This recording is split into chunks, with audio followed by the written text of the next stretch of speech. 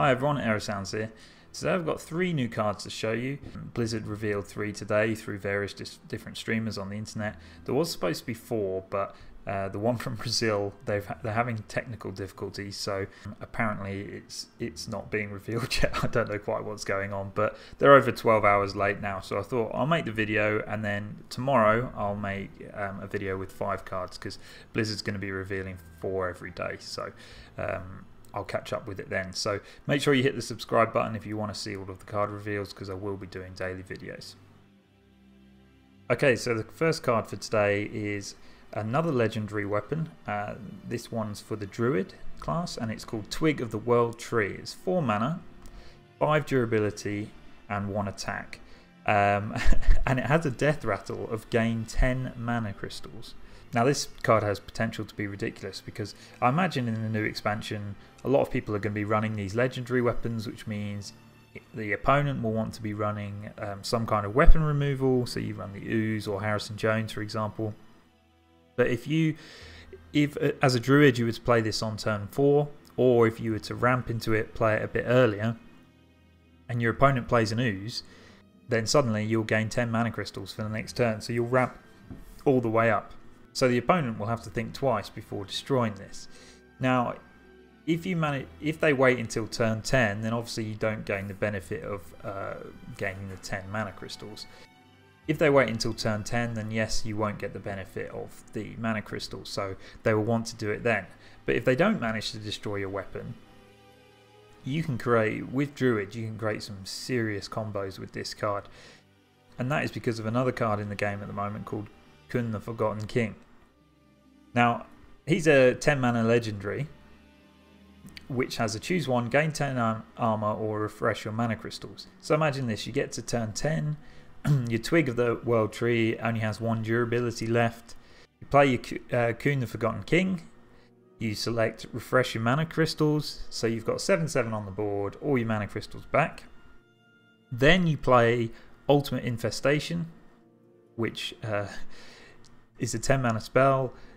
Of course, we all know this card. You get to draw 4 cards, you summon a 5/5, you gain 5 armor and deal 5 damage as well. Then your mana crystals go down to 0. Then you attack with your weapon. Your weapon gets destroyed. You gain 10 more mana crystals. Then you've got 10 more mana to play with. You could even play another Ultimate Infestation. Obviously, that would probably lead to you overdrawing cards, but just the power that you'd have on the board would be ridiculous. So I'm really looking forward to seeing how this fits into the game. I'm hoping it's not going to be too overpowered, because we don't want to be giving Druid too much extra power. But I suppose the only downside is if you do Harrison Jones, if your opponent does manage to get Harrison Jones off on it, he will draw 5 cards, so that's quite good for them. But like I said earlier, if they do it too early in the turn, you're going to gain 10 mana crystals, so you're going to be up, you have ramped your mana fully, so it's not necessarily something they'll want to do.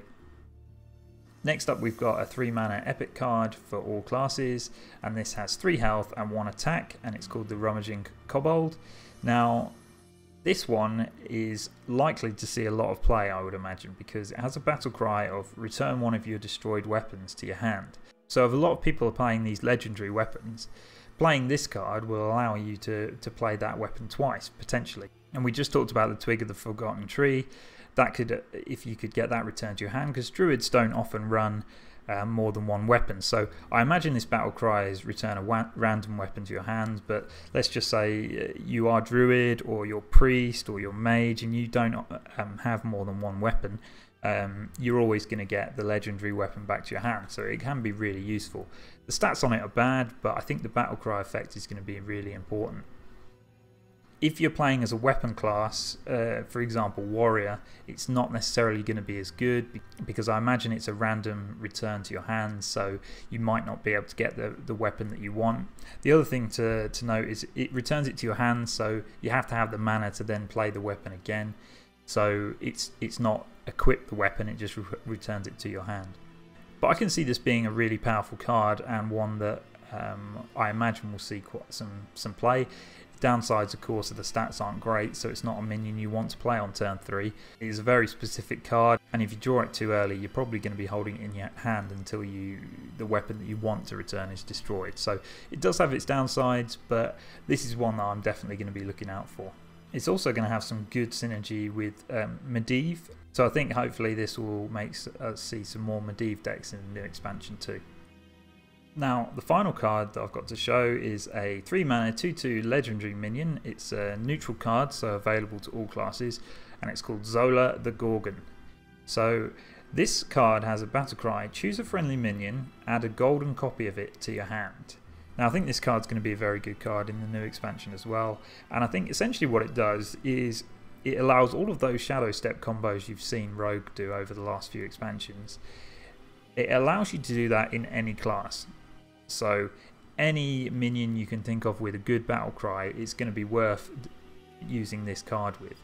So for example, Shadow Step has been used a lot with Prince Keleseth, so you can do it here. So let's say turn 2 you play Prince Keleseth, you buff all your deck cards by 1/1. Turn 3 you play Zola, and then you get Keleseth back, and then you can play him Keleseth again on turn 4, and you get another +1/+1. So that was previously something that you couldn't do in every deck, but now you'll be able to. You can use it with Kazakus. If you're playing in Wild, you could use it with Reno Jackson.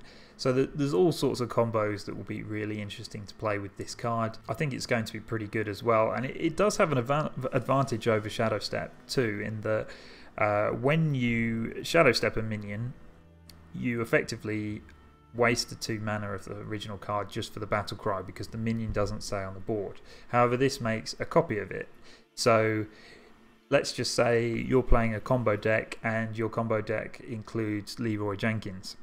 Now let's say you haven't fully got your combo together yet, but you've got Leroy Jenkins in your hand, and you need to play him to clear off a big minion from your opponent's side of the board. Well, you could play Leroy Jenkins, then play Zola the Gorgan, get a copy of Leroy Jenkins back, clear off your opponent's minion, and then you've still got your combo card in your hand. And that of course will work with any card that you want in terms of your combo.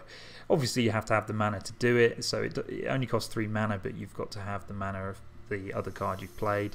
So it's going to be situational, but I really think this is going to be a cool card which a lot of people will play with.